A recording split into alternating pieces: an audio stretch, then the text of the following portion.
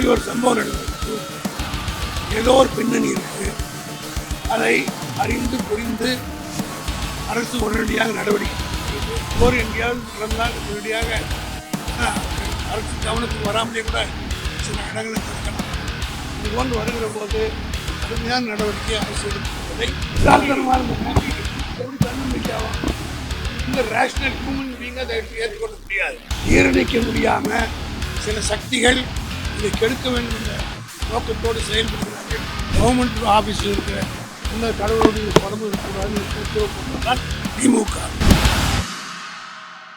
திட்டமிட்டு யாரோ செய்யறாங்க. ஆளுநர் பேசியதற்கும் இது மாதிரி ஒரு சம்பவம் நடந்ததற்கும் ஆளுநர் கல்விக் கொள்கை பற்றி விமர்சித்து சொல்லியிருக்காங்க. இப்படி ஒரு சம்பவம் நடந்ததற்கும் ஏதோ ஒரு பின்னணி இருக்கு. அதை அறிந்து புரிந்து அரசு உடனடியாக நடவடிக்கை எடுத்திருக்கிறது.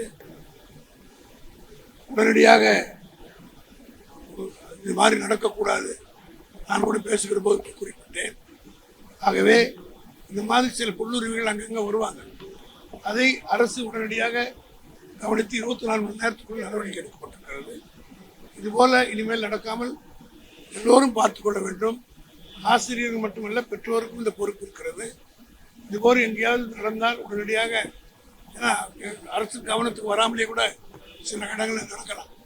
இது போன்று வருகிற போது கடுமையான நடவடிக்கை அரசு எடுக்கும் என்பதை இன்றைக்கு துறையின் செயலாளருடைய அறிக்கையும் அமைச்சருடைய பேட்டியும் சொல்லியிருப்பதை பார்க்கிற போது நிச்சயமாக இது போன்ற சம்பவங்கள் இனிமேல் தமிழ்நாட்டில் நடக்காது என்பதை உறுதியாக நம்பலாம்.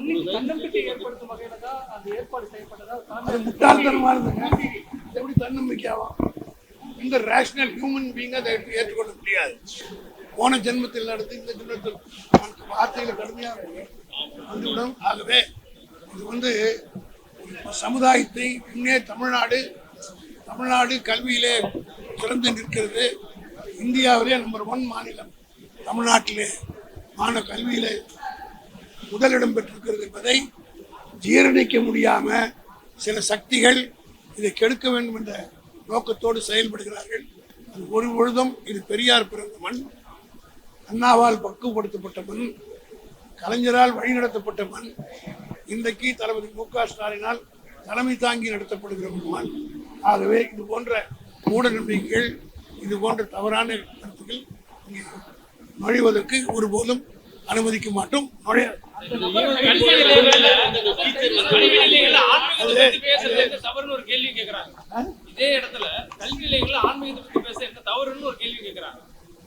பேசக்கூடாது.